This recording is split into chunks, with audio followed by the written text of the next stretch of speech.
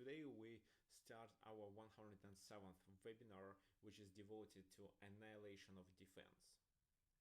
Okay, please let me know if the sound and video quality is good.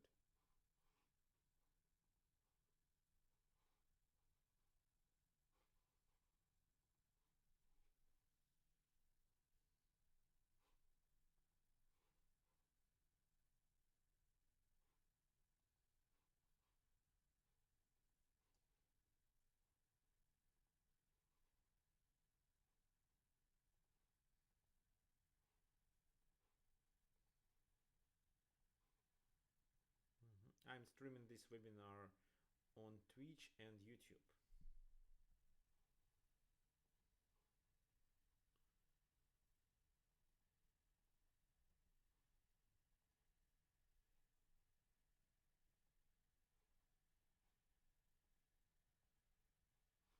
Okay, so today we are going to talk about how to remove the defender. I'm going to demonstrate some certain positions where one of the enemy pieces prevents you from doing something really helpful for your position. For example, preventing you to apply a tactical strike or succeed with your kingside attack. Okay, so while we are waiting for more attendees to come, can you please tell me, guys, especially who are here for the first time, which country are you from and what's your rating? Can be chess.com, ELO, or FIDE rating if you have.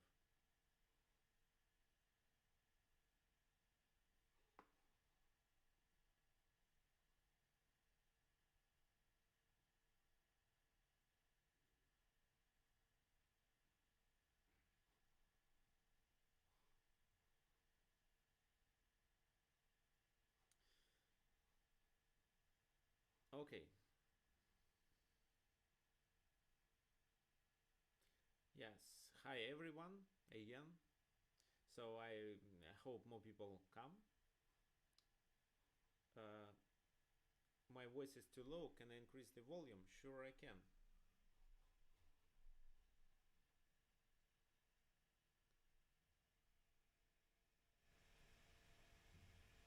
Yes, I can do like that. What can you say about my voice now? Is it better or not?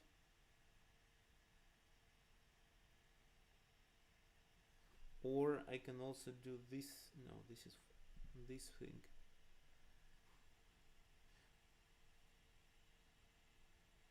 So guys, what about the voice? Is it yeah, okay, now it's fine. Okay, perfect. Let's start. So about the annihilation of defense. So first of all, we are going to analyze several 3 games and then 2 critical positions where your task will be to find some tactics. Okay, so the first game is the game between Artem Timofeev and Denis Hismatulin. They both are grandmasters. We are not going to analyze this game in details. Just a few critical moments and the end where the idea of annihilation of defense was applied. So the game started as English opening, but then transposed to Queen's Gambit. E3, so he kept his bishop on c1, which is typically not a good idea, but still playable. a6, b3, b6, so they both did a queenside fiancetta, bishop d6, castle, castle, rook e1, and this is where black decided to play knight e4. Why? Because if not, then white gonna play e4, and this is how white makes his pieces interact with each other. So that's why this move. They didn't take immediately, they played with this. Why? Because of bishop b4 probably. So a3. And how would you play in this position if you were black?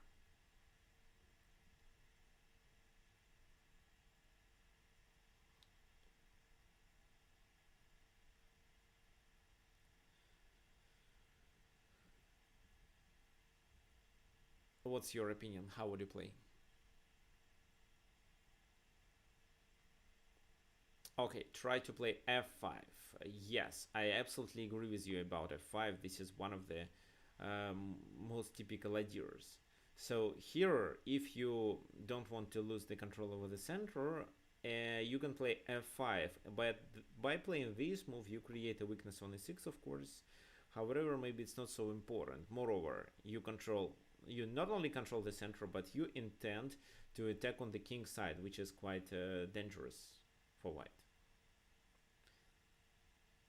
So when the bishop is here, it's a good idea to transpose to a stone wall. This is actually what I recommended and was played actually by Jan Nepomniachtchi in one of his games that I illustrated in my course. By the way, you know that the World Championship match is over. Magnus Carlsen defeated Jan Nepomniachtchi. Magnus scored a lot, 7.5.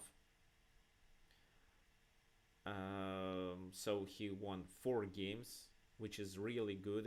Yeah, this is a really good result. And I believe Magnus is stronger. That's why he successfully defeated his opponent. By the way, do you know that there was a Russian grandmaster, Daniil Dubov, in Magnus' team? He helped him to prepare the opening, and I think Catalan was his idea. So, yeah, 7.5 to 3.5. Yeah, the score is like that. So, and now some Russian grandmasters and some chess authorities, they consider that it was a kind of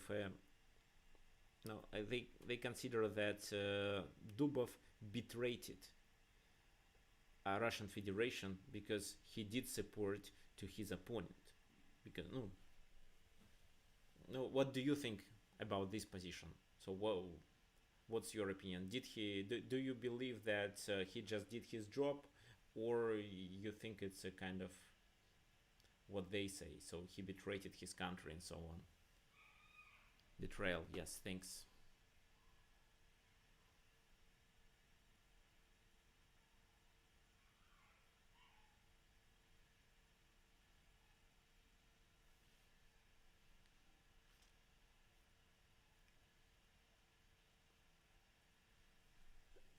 Okay, so while you are sharing your thoughts, let me... Uh-huh. Okay, yeah, there is a good comment. Those who criticize Dubov for helping Magnus are still blind with irrational and meaningless nationalism. It's a kind of expected from a country like Russia, where... I see. Okay. Yeah, I agree with you guys. In my opinion, it's not a betrayal in any form. Yes, and Dubas was supporting Magnus Carlsen. I know they are kind of friends, and this is what Dubov always says in his interviews, that he likes Magnus Carlsen. So he, why not to support the friend that you like, and why not to help him to win the match? For example, if a Russian chess federation considered Dubov to be a really good second or assistant or theoretical expert, why didn't they ask Dubov to join Jan Nepomniachtchi team? So they didn't do this. So that's why he can do what he wants. So be in Magnus team or just do everything. And I believe, for example, if let's say not Dubov, but if, for example, there was a Russian player in Magnus team, and that Russian player would play the role of a spy and provided the team of Jan Nepomniachtchi of every novelty that Magnus Carlsen prepares, then these chess authorities in Russia would consider him a hero. What, in my opinion, is a kind of a betrayal, actually. Okay, so looks like a lot of information about the match and about this news when Dubov being in Magnus team. Okay, Let's get back to the game. So f5 was played. b4. Oh, b4 to prevent c5, but c5 should be played anyway. D takes c4, otherwise c5 can be played. Bishop takes c4, and just queen e7. No, the pawn was hanging, that's the main reason. This is where white played a mistake. They should just retreat with the bishop, not to fall under b5 attack, but they played knight takes e4.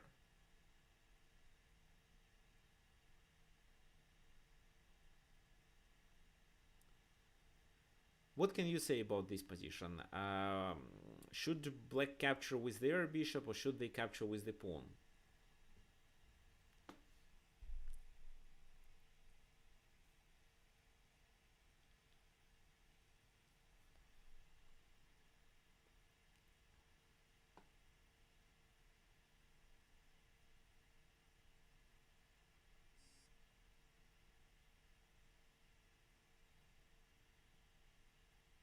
Okay, why do you suggest to capture with the pawn?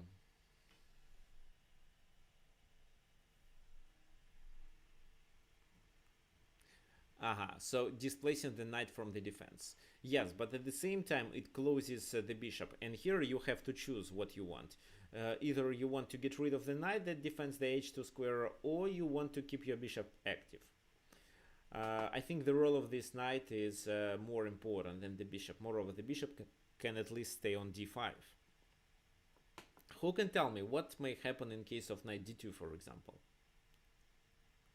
This move wasn't played in the game, but if it would be, then what's your opinion?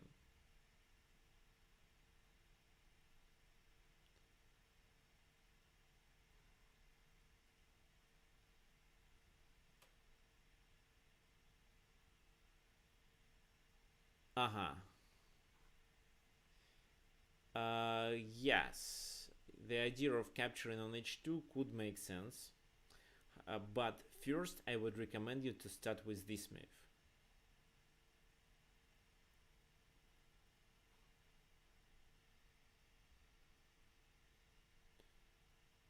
So b5 to chase the bishop. I don't remember why it was important.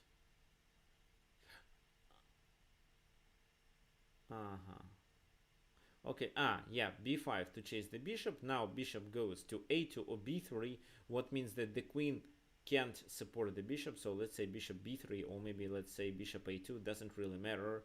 Then you capture on h2. King h2, queen h4, then you take there. And the next stage is just a rook lift. Knight f1, you can capture on b2, but instead it's better just to play rook h6, and if knight goes to h2, how would you continue the attack in this position? Yeah, bishop h2, the Greek gift.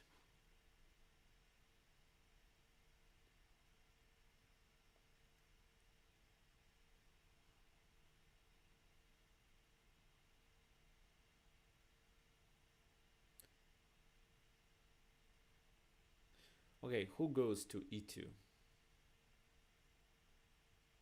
Now, if you play queen g3 in this position, bishop e6 will be played. So queen g3, bishop takes e6. If you don't take, it's bishop h3, so you have to take, and then it's queen g4. Looks like you have to exchange or retreat back, which I don't want you to do. So queen g3 doesn't look good. What else you can suggest?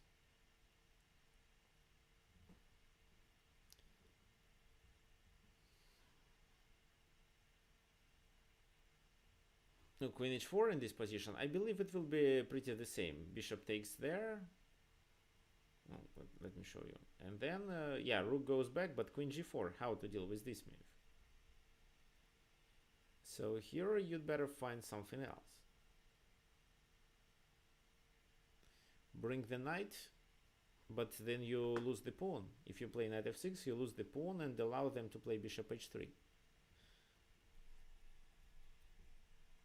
Okay, you should play bishop d5 first. No, let's say bishop takes bishop, pawn takes bishop, queen g4. Then in this position you can just play this move. And if queen d7, you win after queen g3. Ah, no, you don't, because they take on d5 and then the rook is hanging. Okay.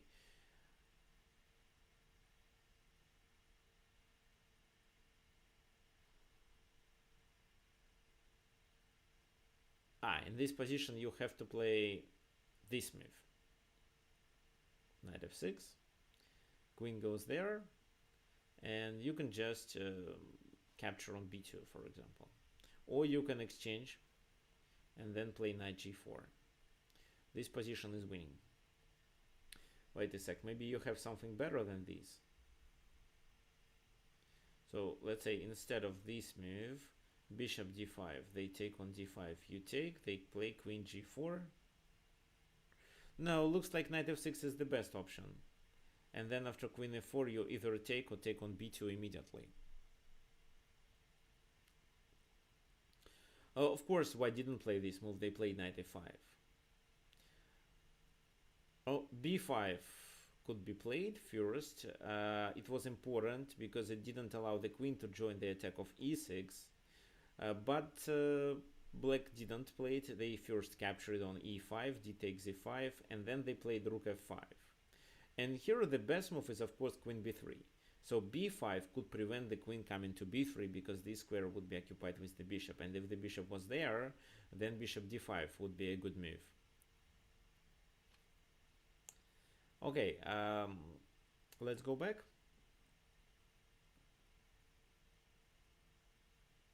To this position. And here you suggested no, bishop d5, bishop takes d5, queen g4, rook f8.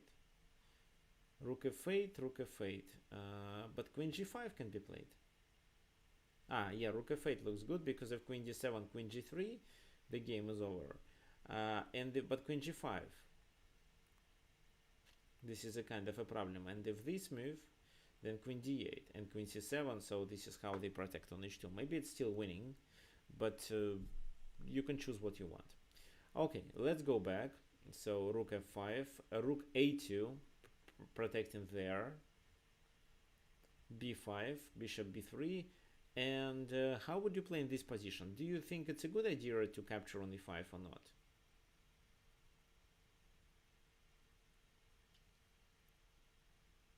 No, let's say knight e5. Bishop takes e5, rook takes e5. What do you think?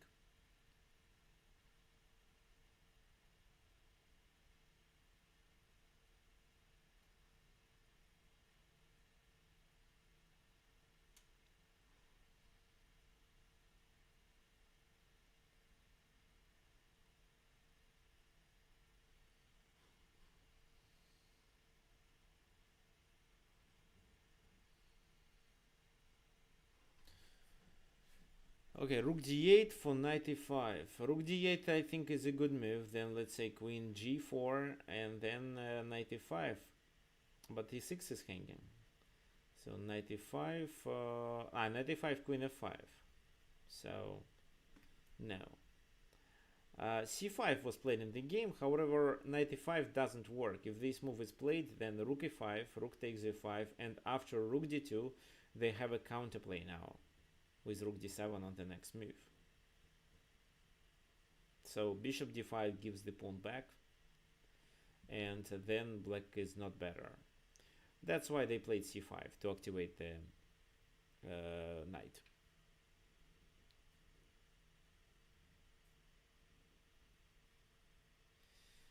If we take on e5, it opens the bishop, yes, but it also has a concrete idea of rook d2, which is much stronger.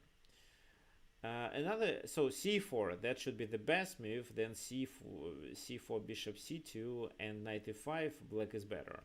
But this is what white decided not to play. Instead, they played b takes c5. They didn't want black to play c4 and block the bishop. Knight takes c5, bishop c2, rook d5 first, rook goes back, and rook a to f8, pressuring f2 square. Rook f1, queen h4. White, no, the pawn is hanging. This is another threat. So they decided to play f4. Now, en passant, it's bishop takes f5. For example, taking on g2 is a critical mistake here because of rook f4 with a tempo, and then the bishop moves. That's why rook takes f5. However, they should deal with this pawn somehow. That's why they capture with the rook, because if they capture with the pawn, the game should be over soon. For example, rook g5, king h1, and no, just attack here. For example, queen h3, threatening a mate and threatening the attack.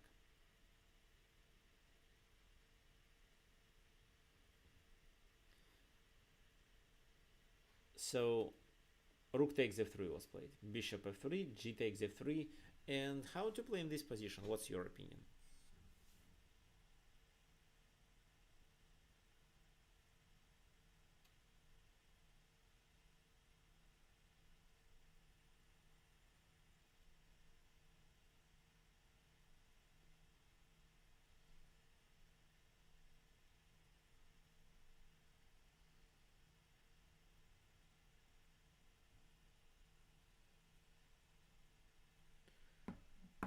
So who is the defender here and how to get rid of it? This is what you should realize now. Of course, black is completely winning and they can win with almost every move, but I wanted to find the one that allows them to win the game in just a few moves. So in 2 moves, white resigned.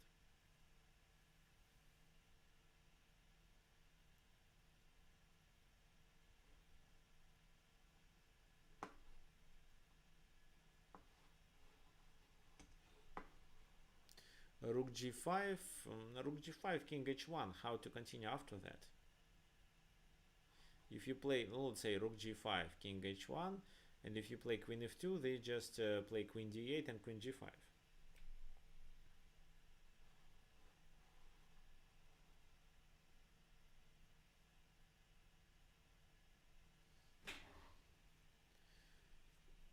Okay, guys, why my voice is too low? Let me just double check everything, but I think this is the best option that I can do. Okay, so my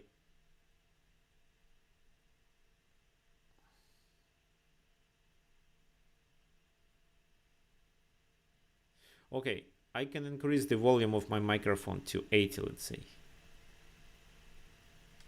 Is it better now?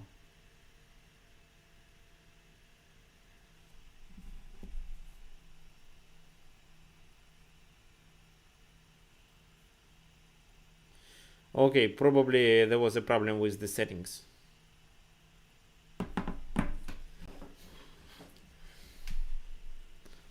I can even do 90%. Yeah, that should be better.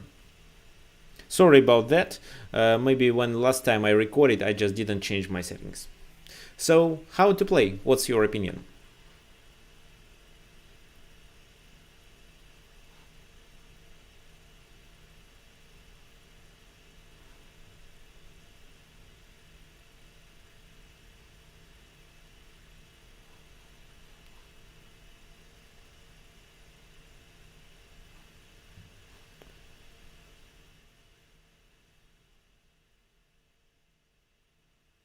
Please let me know, what if I do this? Is the voice still okay, or I need to adjust it back?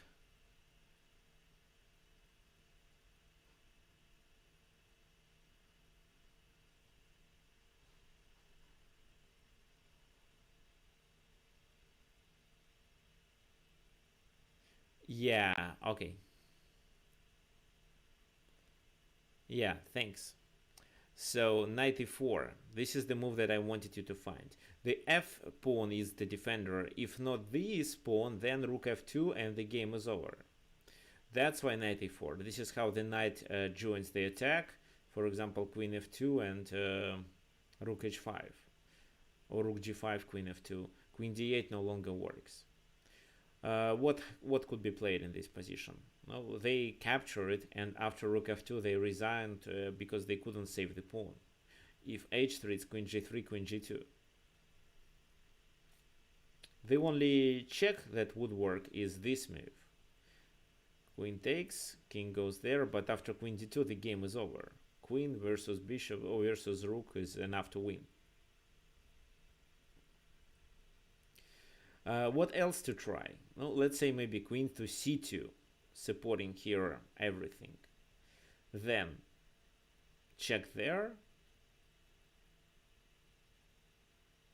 and after king h1 we can play knight f2, forcing them to sacrifice the queen. If they go there, it's queen h3. Now if they go here, we deliver a check, and then rook goes back, we capture the queen. If they go here, then rook g2 immediately, and we gain the queen on the next move.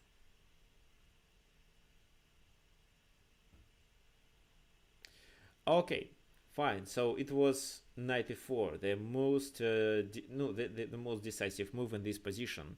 Our task was to realize that this is the defender that doesn't allow us to apply the winning strategy with rook f2, queen takes h2. And by getting rid of this pawn, we could successfully checkmate. And if they wouldn't take, then 3 pieces into the attack would create a checkmate. Okay, fine. So the next game is actually a famous game played between Luke Van Velde and Judith Polgar. Judith won that game. She was playing with black pieces, and again it was English opening, which also transposed to symmetrical defense in Queen's Gambit. Here Judith successfully got the position with an isolated pawn. Knight b5, the move that I don't like. Bishop comes to b8, and now they should move the knight back to d4. But they didn't. What do you think? What is black reaction here?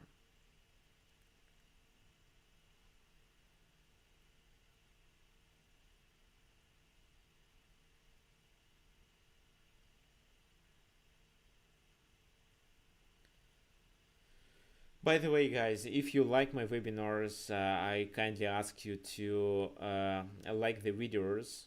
For example, you can do it on the YouTube. Yes, and don't forget to subscribe to my YouTube channel and also to my Twitch channel as well. Okay, a6. Yeah, a6, but they go back. No, we can somehow use the position of this knight on b5.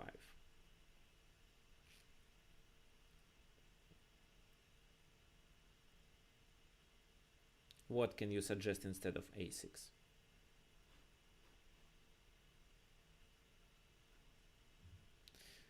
Okay, Parallax suggests a5. Yes, that's right. Now this is not an option. And the best move, according to the engine here, is bishop e2, letting us capture the pawn. And I believe there is not enough compensation. For example, something like that could happen. So they would capture with the knight or with the bishop, doesn't really matter, but this is an extra pawn.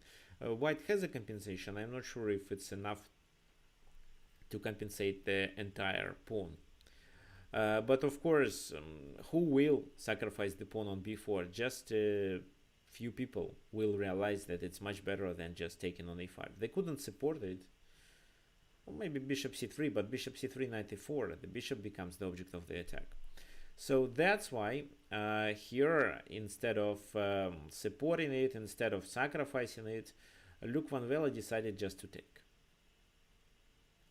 Knight e4, the pawn will be taken later, bishop e2, queen e5. Looks like now they have to play with the king to f1 because, and lose their castling privilege. What happens in case of knight d2? How would you continue the game?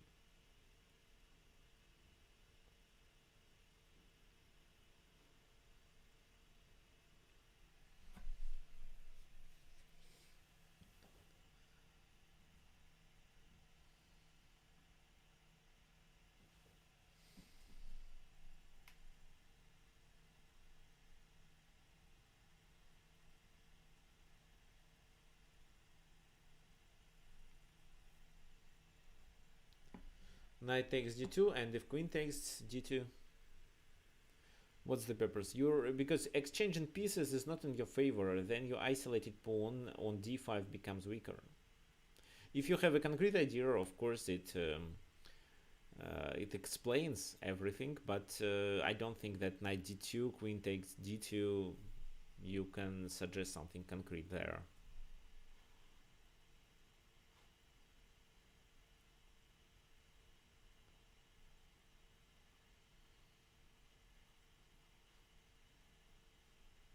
So after knight d2, we can continue with either knight e5 or just bishop e6. For example, bishop e6, f3. Knight goes there. Knight c3. No, knight c3 means we can play queen b6 and gain a pawn back. Wait, why not? By just gain a pawn. And if they take on d6, we take with our bishop, castle, bishop c5, and they lose the pawn on a3. So f3 was actually a bad idea, but if not f3, then they couldn't do anything. They couldn't castle, they could play almost any move. Maybe rook c1 only is a possible option. So that's why White decided to play king f1 to avoid all these complications. Rook d8 supporting the pawn, h3, queen b6, and g3 to be able to get the king to g2. Rook e8. Who can tell me what happens in case of queen d5? Why did we sacrifice the central pawn?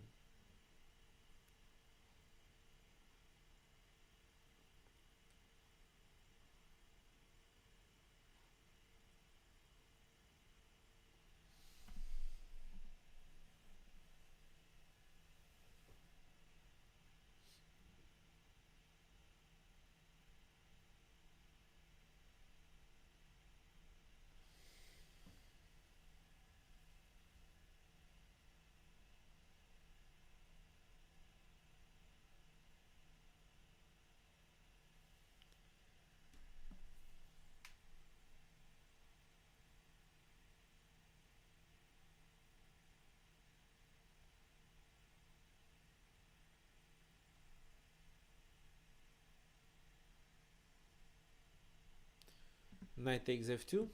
This is what you suggest. What else?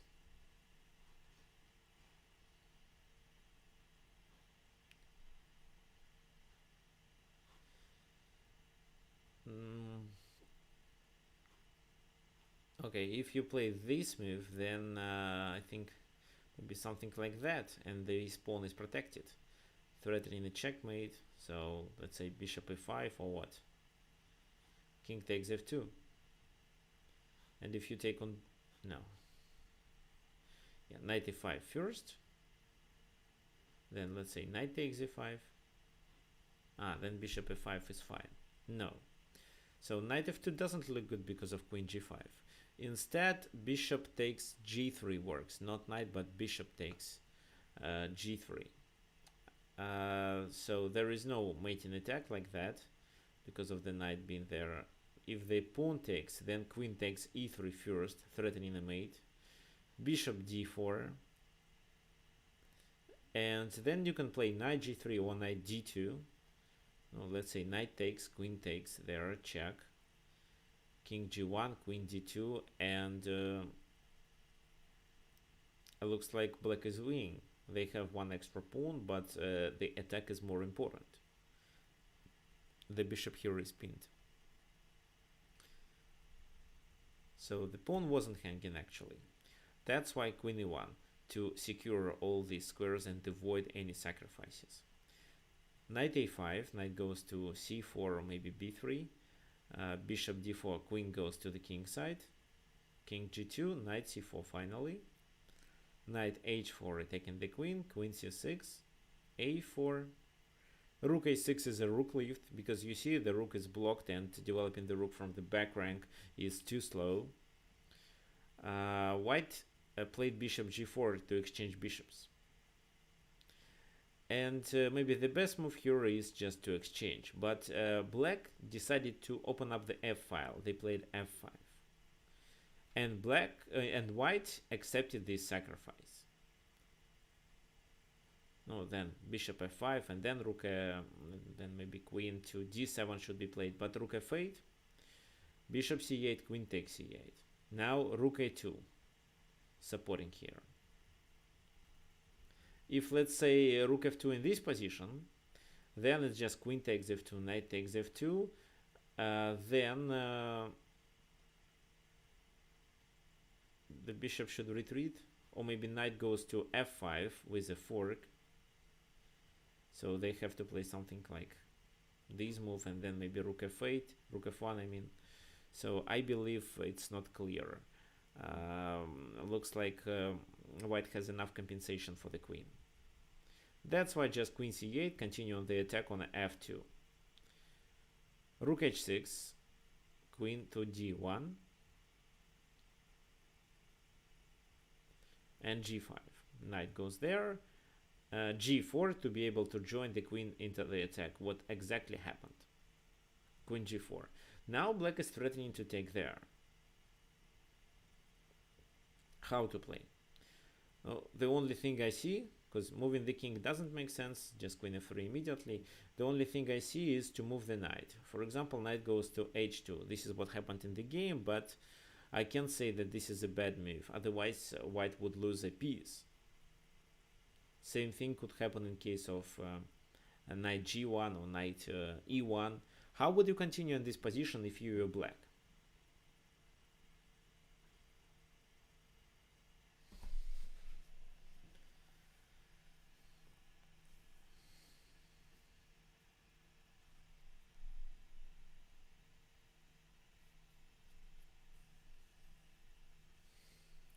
What would you play?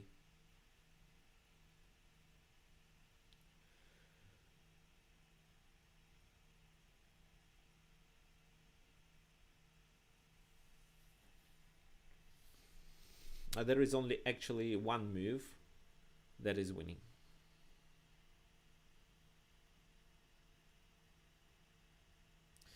Knight takes e3, but what's the purpose? Knight takes e3, bishop takes e3. Don't forget your queen is hanging.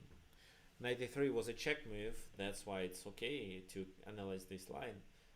But always remember about the queen being hanging.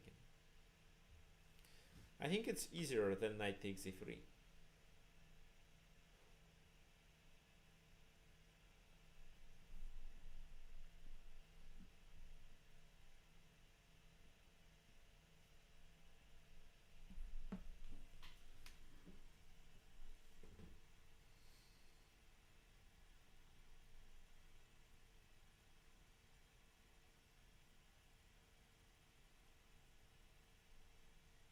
So, okay, yeah, parallax is always correct.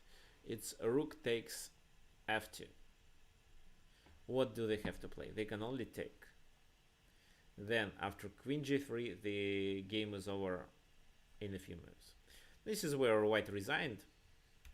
But let's look at this position. So here we are focused into the attack on g3, and we would capture with the bishop maybe first. Then if they capture with the pawn, we would take with our queen and the game would be over. But the problem is that the queen is under the attack. That's why we have to play forcing moves. And then we realize that the defender of this pawn is the other pawn, the pawn on f2, which we can get rid of by doing a check. After this check, white position is ruined and the game is over. No, knight a3 here didn't work because of bishop a3. That's a mistake. Now even rook f2 doesn't look good. They take with the bishop. So only rook f2 now. Okay, this is how Judith Polgar succeeded. And now let's analyze two other positions that I prepared. So this one is taken from the game between Efim Geller and Oscar Panno. Efim Geller was playing with white pieces. Please look at the position. Let's calculate the material. Black is one minor piece up. As for the pawns, oh yeah, one minor piece for two pawns. However, the pawn on g5 is pinned. How would you continue for white in this position to be able to succeed with this kingside attack?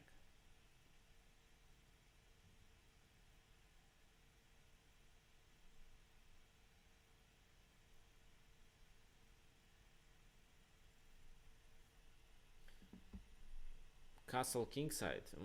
Probably yes, but if you castle, they can just continue with king g8. Are you okay with it? Okay, we will analyze castling. No worries. What else you can suggest?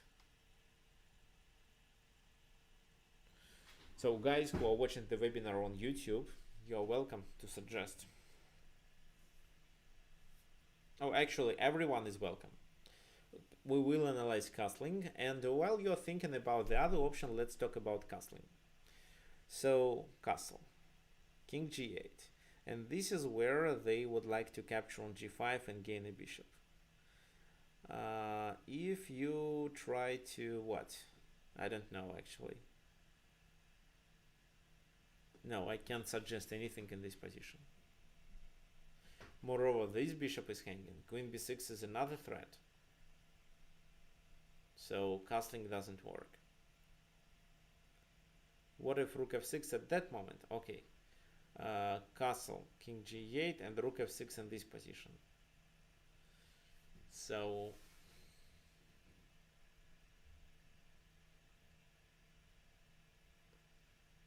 I didn't analyze this option, but I don't think it's a good idea. Oh, let me take this bishop. What's the point of this move?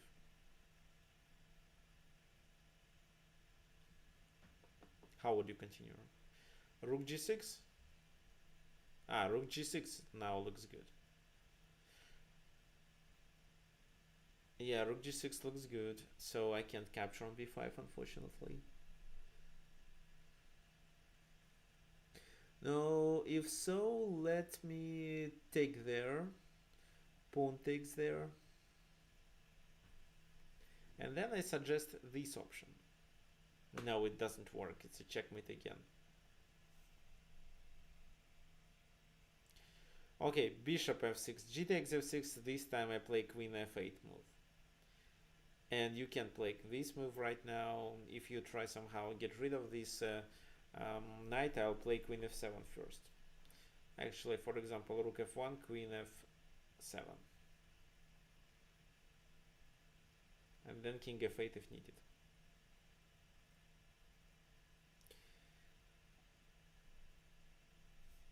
Okay, so what else? Bishop e8. Bishop e8 first. No, what's the purpose? Queen e8. Then you suggest to castle. King g8 anyway. And if now you can play rook f... Oh, wait. Now I have to play king g7 move only to be able to protect the rook. Or the queen with my rook. G takes h6 is not a big problem for us. Yes, and actually looks like the position is good enough. So bishop e8 no longer works. Okay. Castle, king g8, rook f6, bishop takes.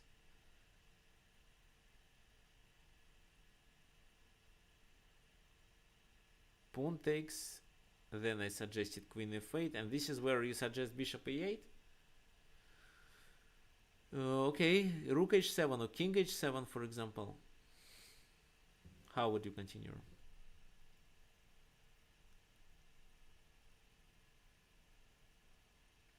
Now this bishop is hanging, so if you play f7, I can just exchange the bishops. Because I don't see a checkmate here. Maybe bishop f6 is your best option, but looks like it doesn't work at all. No, bishop f6, bishop e8. And if you take there, I first capture on f7 and attack the queen and then only take on h8. If you take there first, I take here and your queen is hanging, so you have no time to capture the rook on h8. Okay, instead of castling, any other suggestions, guys?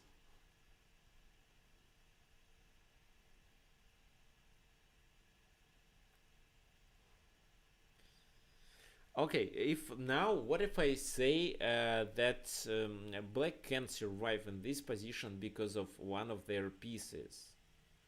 And if I say so, you definitely decide that this piece is the knight standing in the center, the knight on e5. If not this knight, the game would be over, at least after castling or rook f1. So the knight here is the defender, and this is what you may realize when you start some kind of attack like that. So the knight is the defender. What should we do with this knight? Bishop g3 to eliminate the knight? Yes. How to play? No, so first of all, retreating is a bad idea, at least because of rook f1 or castling. Then what else? Playing something like that makes sense. Bishop takes e5, d takes e5, rook d1 with a temper. No, in this position they can just block with one of their pieces.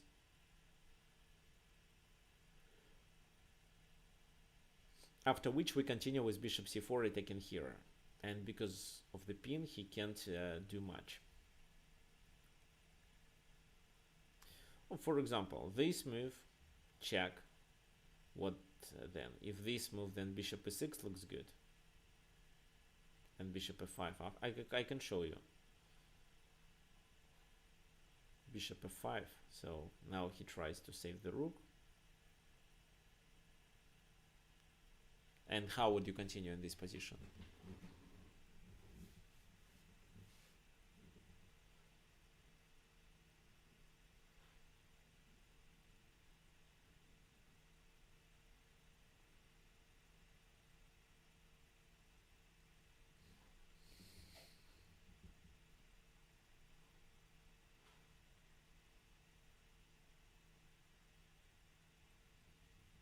h4 or what?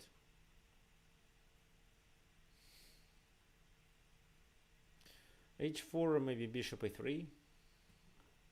Yeah, rook d6 here is the best move, after which you are threatening to take.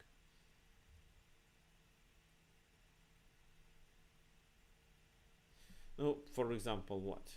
King g8.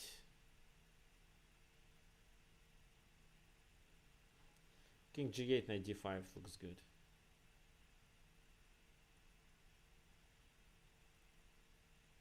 No, let's say b5, you take there, they take, you take there, threaten with this check.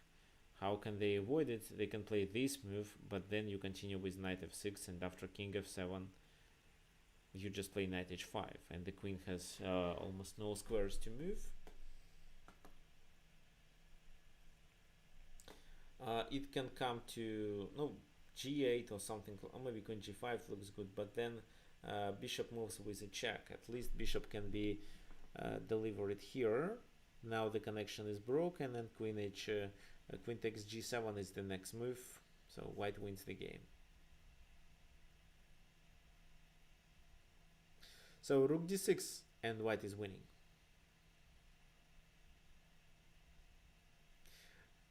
If in this position, let's say bishop f4, then you can play just g3, or you can take on e6 and then play g3. Or queen f5 is a threat, so there are a lot of threats. So queen f5, king g7, and you can take on d7, for example. This is how you will be able to gain at least one minor piece and equalize the position materially, but positionally you are much better. So rook h7 wasn't played. What else to play? Bishop g5, this is what was played in the game, but bishop g5 is a losing move. Castling, king e7, bishop e5. No, they could take, but they first decided to apply intermediate check, then d takes e5. Why did they play this intermediate check? They just didn't want us to join the other rook to the attack. However, then you realize that the game is over. What do you think? How white should continue in this position?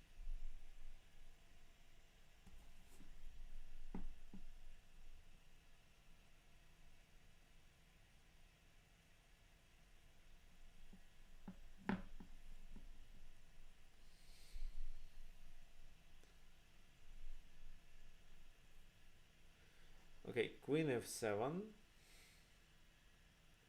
where the king goes. Let's say to d8.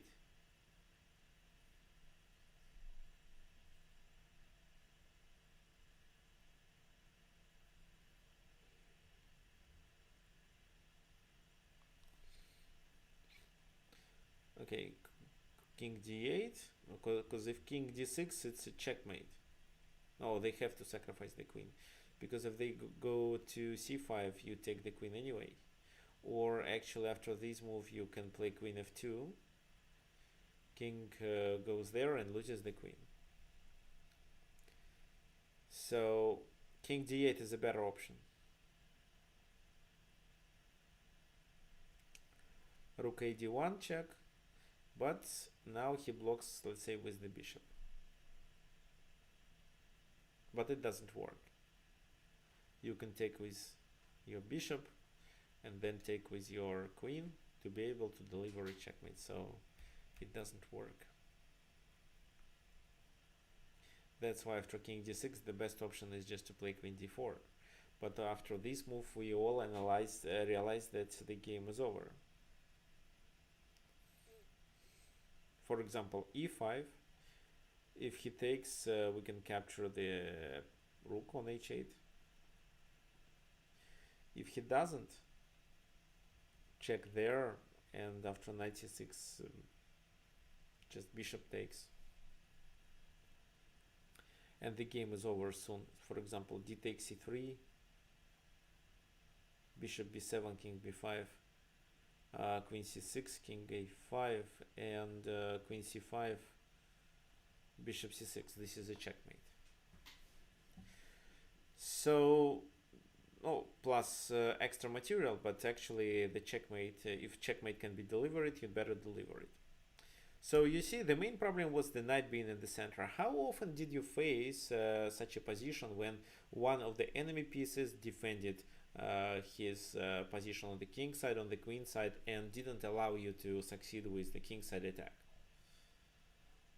What's your experience there?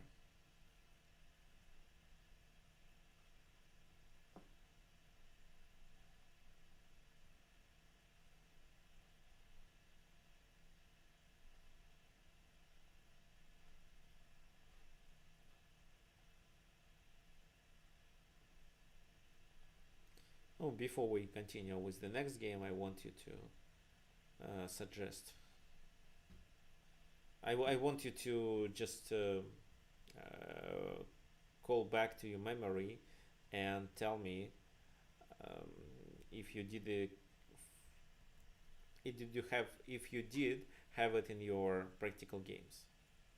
Did you?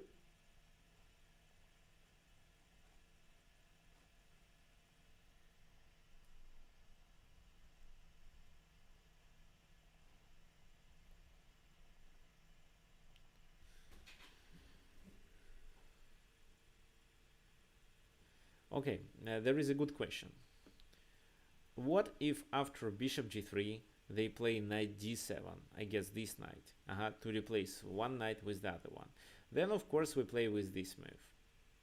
For example, one of his pieces takes, we take on e5 and play rook f1 on the next. For example, bishop e8, rook f1, king to g8, no, just queen h3, threatening to take here, plus the pawn is still pinned. So knight bd7 won't work. We would just exchange our bishop for that knight and then capture the one on e5. Okay, now the next game I would like to show is the game between Andrei Maximenko and Krzysztof Bulski. What do you think about this position? Who is the defender? And what should we do? It's white to move.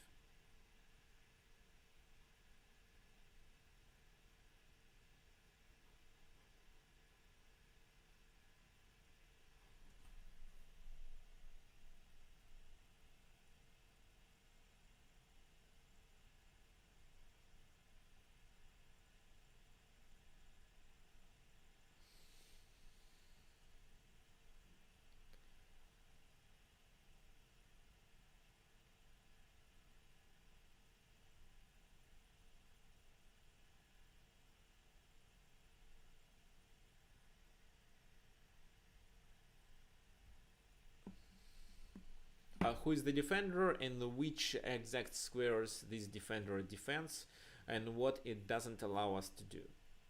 This position is more complicated, and this is actually the last one I prepared for today. So I think there will be a lot of questions about why, how do we realize that this is the main problem.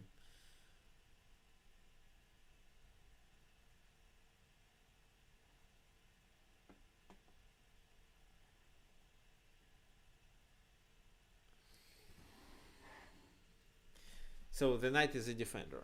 You mean the one on d7, but how this knight stops our attack? If we want to check on c7, we can do it.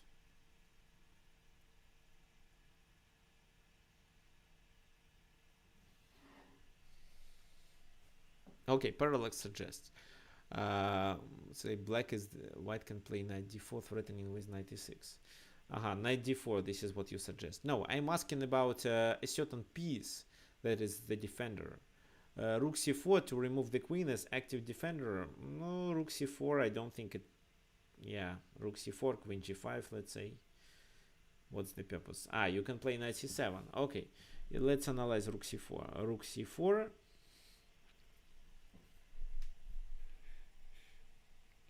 Queen e5.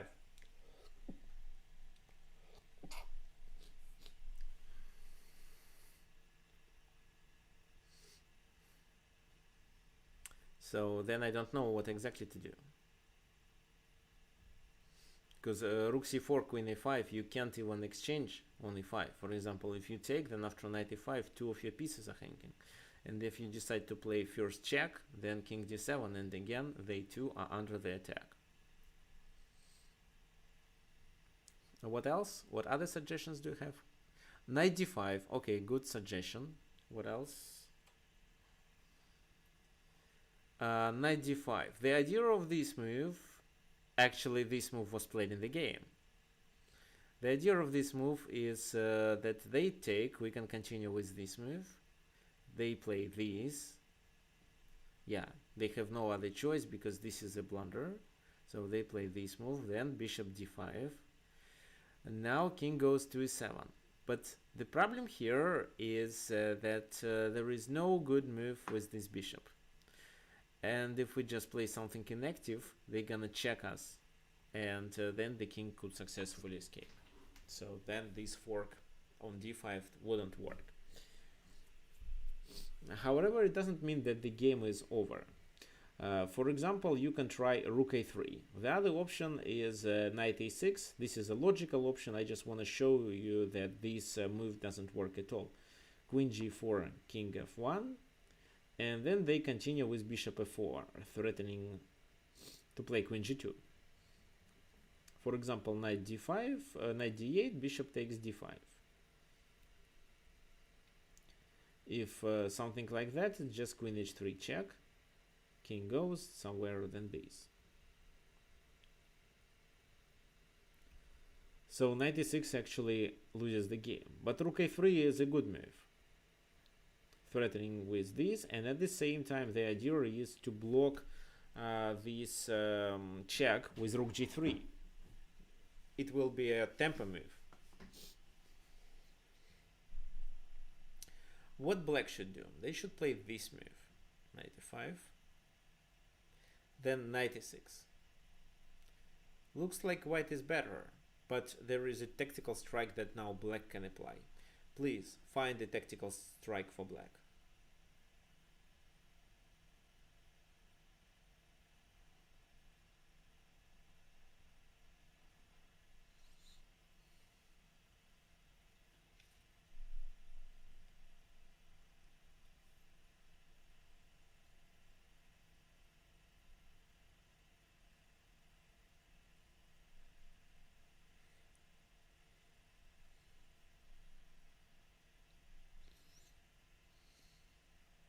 Okay, yeah, thanks.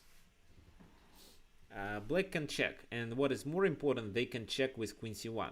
Queen takes c1 and rook d5. And then we realize that actually black has the advantage. They have rook plus two bishops versus queen and pawn. However, the rook is blocked. I would say it's unclear and approximately equal.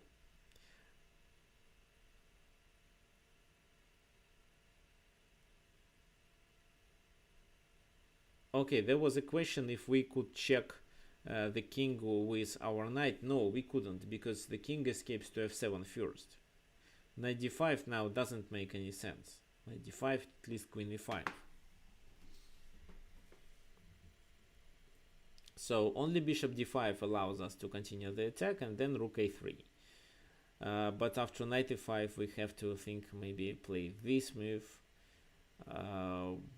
No, let's try it. Then maybe rook d7, supporting the position, and then I'm not sure. Knight e6 no longer makes sense.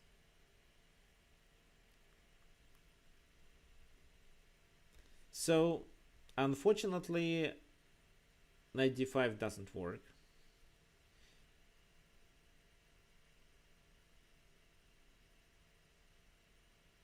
However, this is the move that was played in the game originally.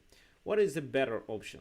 By the way, maybe now you can tell me who is the defender and which enemy piece white should get rid of first.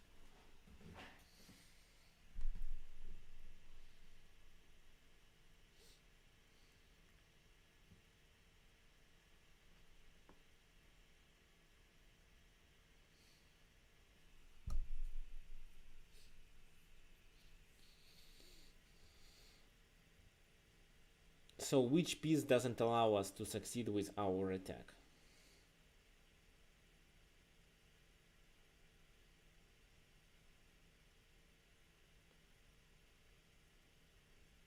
No ideas?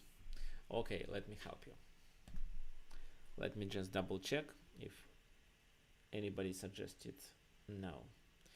So c6, this is the pawn that defends black position. If not c6, we could join the knight or our bishop to the attack, plus we could play knight c7.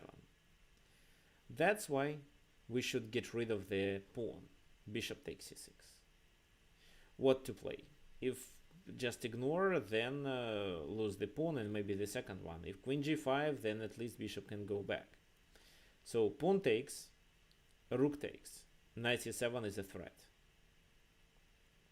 So here you can combine knight c7, for example, with rook e6, and that may start a deadly attack. How to play in this position? That could be probably the best option. Then knight c7.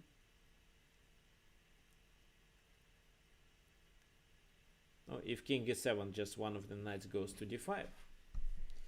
So if king f7, then queen e2 looks good. So that's why king d7. But after this move, just knight e6, a fork. The queen moves. You see the queen has no checks. These are not checks. The queen moves to h4, let's say. And then you can just take on d8 right now, or you can deliver a check here, and if they decide to take on c6, queen c3 and queen joins c7, for example, like that. And b5 is a checkmate. If they go to a8, then rook d8 is a checkmate. So knight e5 is not a good move. What else? Queen g5 check, maybe. But after king to f1, looks like there are no more threats that black can create, and white wins the game. For example, knight e5 now. Still same idea with knight c7. Oh, king d7, then maybe just queen to d4. I'll show you. They go there, then knight e6. So, but if they take, you can check. King escapes, and after queen d8, the attack looks really strong, and white succeeds. So, if this move, then check first, and after queen f7, we still have queen a2. And if the king goes there, it's rook e5, gaining this gaining this queen.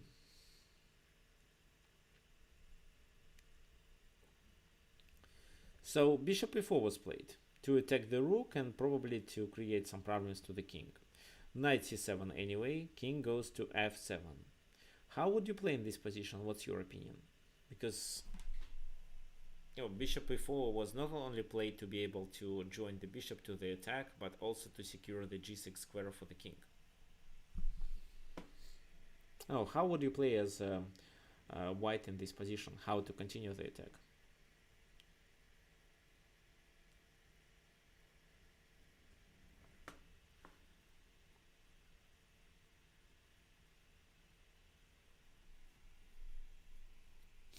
No, 96, of course. 96.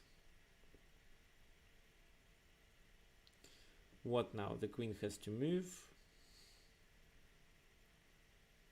Moreover, the rook is taken with a check. So let's say queen b8, knight takes d8, queen takes d8, queen b3 check.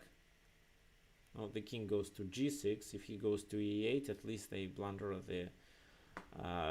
the bishop, and white is winning at least because of extra material. However, the attack is still strong, and if king g6, how would you continue?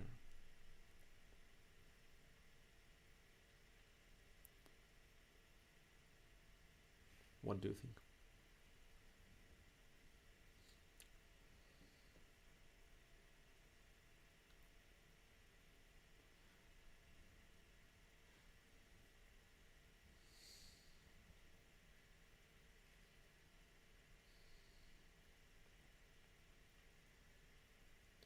Rook e6, yeah, rook e6, attacking the bishop. If bishop moves, it's queen d3. I'll show you. For example, bishop moves, it's queen d3, king goes to f7, queen c4. If he goes there, then just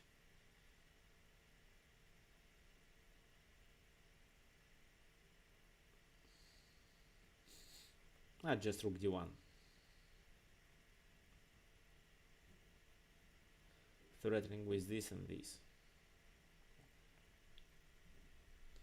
So after rook e6, it was played knight f5, which is slightly better.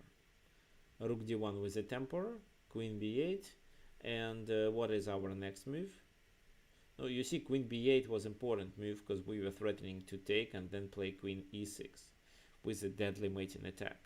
That's why queen b8, to be able to protect the knight with their queen.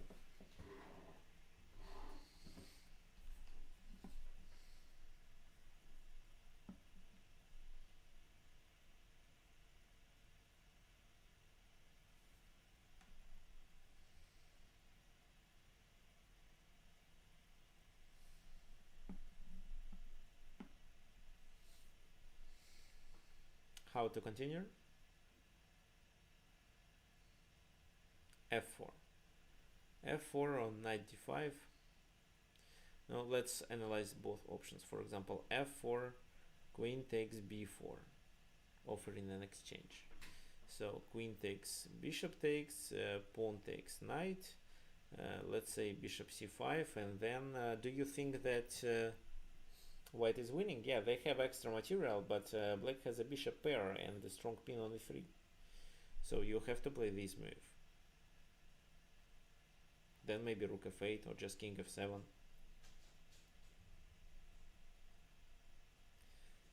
No, I don't think that f4 works.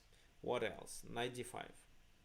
Knight d5, knight d5, h5, and he escapes to h7 then.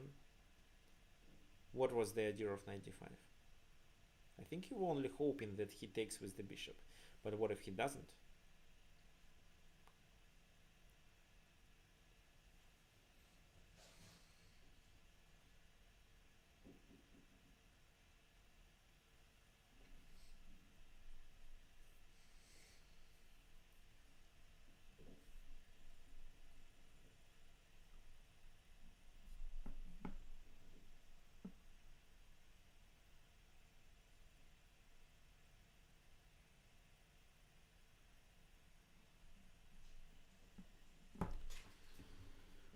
Queen g3 opens up it. Maybe it's to okay, knight f4. No, queen g3, he goes there, h7 at least.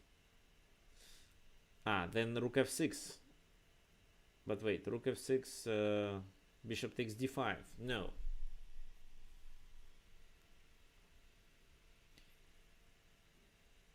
So knight d5 doesn't work, but you were absolutely right that we should bring white pieces into the king side. Rook d4. This is a winning move. What happens then? How to defend? Because if the bishop retreats, then it's knight c4. Queen goes to g3, and then the game is over.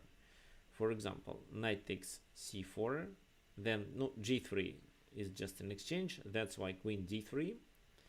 King goes to f7, and after queen c4, it's time to resign, because they can't get rid of this discovered attack.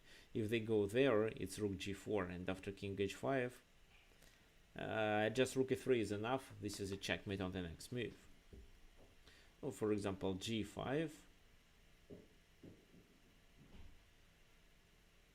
g5, rook d4, king maybe h6, but queen f7. Okay, queen f7 is a deadly move. If this move, then queen c2, he goes there, then rook h3, he goes there. Yeah, that makes sense. Rook h3, take, rook d7, and after queen takes, the attack will be... Actually, it's gonna be a checkmate.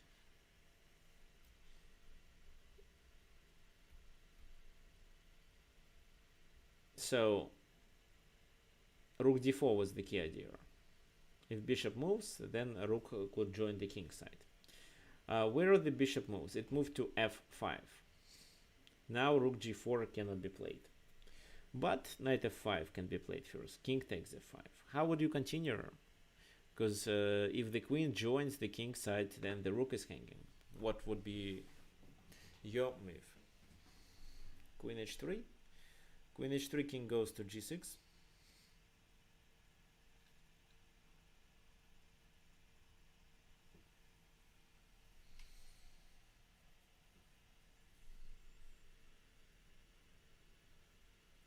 What do you think?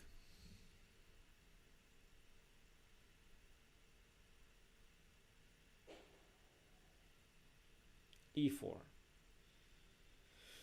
Yeah, e4 maybe, but king g6, king goes back, and then to f7.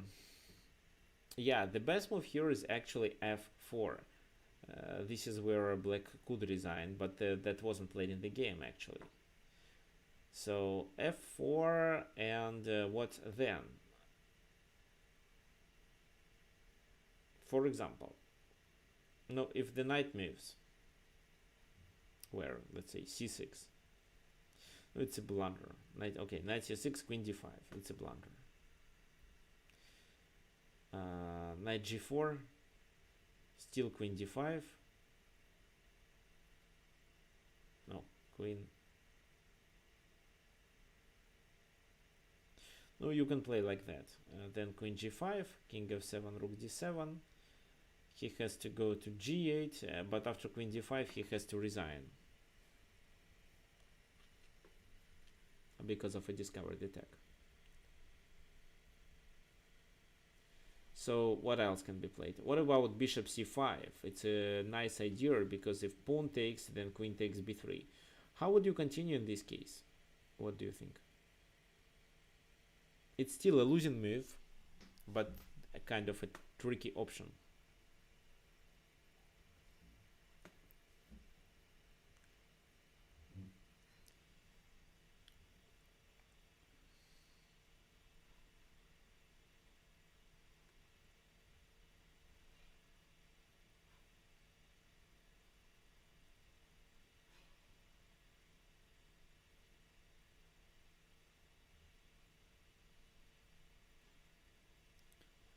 e3 you suggest. What for? e3 they take on d4. No, I'm sure you can find something better than e3. Who can suggest me what the next move should be? So the bishop is not hanging because of this pin. How to solve this problem?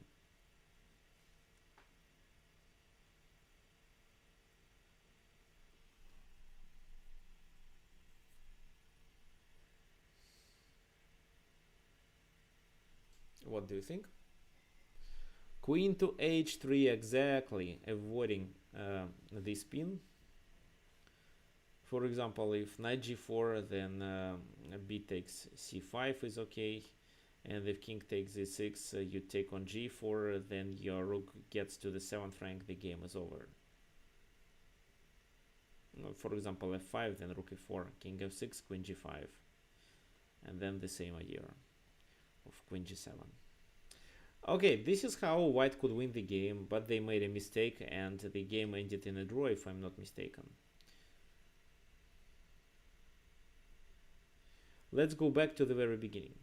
So this is the defender, which is not easy to realize by the first glance. But after getting rid of this pawn, so the other pawn goes to c6, and when we capture with the rook, we are threatening with several threats. Knight c7, rook e6, and knight d5 maybe as well, depending on where the king is moving. For example, if it's on e7, knight d5 works perfectly.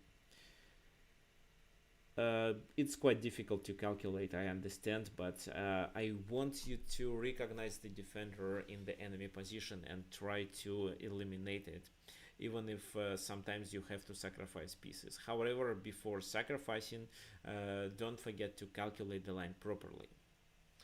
Okay, fine. That was all I prepared for you.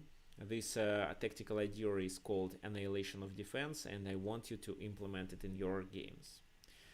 Now a minute of a self-promotion.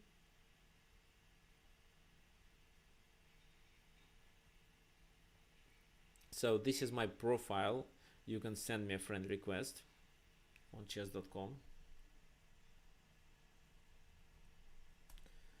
And if so, you won't miss any webinars announcements. This is our educational group. Please join. I conduct tournaments here, and you can also join. You can find the recording of my webinars. Other events, for example, I played not a simul but a match against FIDE master Jordanov from Bulgaria.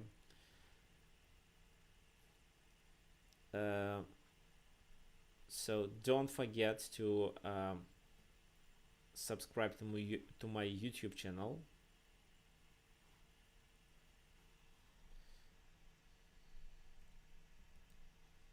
This is the link.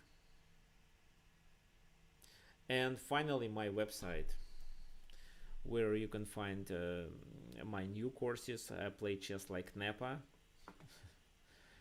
which covers almost all aspects of a chess game, such aspects as openings, attack, tactical vision, calculation, strategic play, defense, and the end game.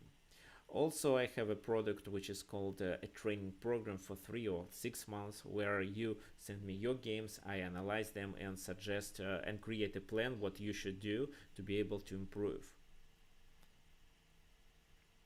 Now, this is also the link to my website. Just a sec. Let me copy it.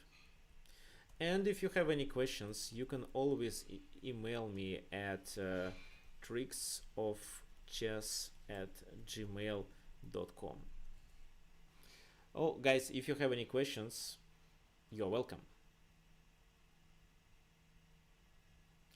By the way, next Sunday, I think we should conduct a webinar, not a webinar, but a simul. What do you think?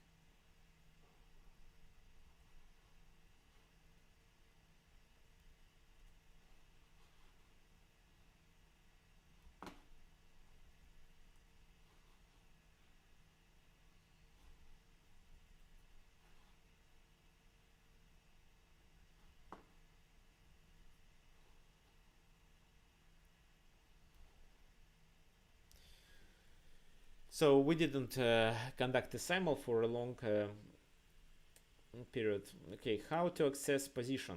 This position, unfortunately, you can't do this. I uploaded it to Lichess, and if you visit my website, wait a sec, let me show you.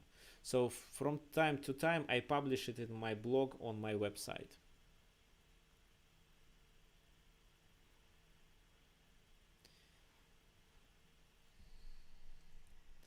this is the link to my blog. I didn't update it, but I have to post several new articles that I prepared but didn't have enough time just to publish. As for this position, no, you can't download a PGN. However, maybe you can just email me and ask for PGN, and if I have enough time, I'll send you a PGN. However, it has some Russian comments. Okay, never mind. Thank you for joining my webinar, and I hope you'll come next Sunday. And guys, please share these videos with your friends chess players, and of course like and subscribe to my YouTube and Twitch channels. Okay, see you next Sunday.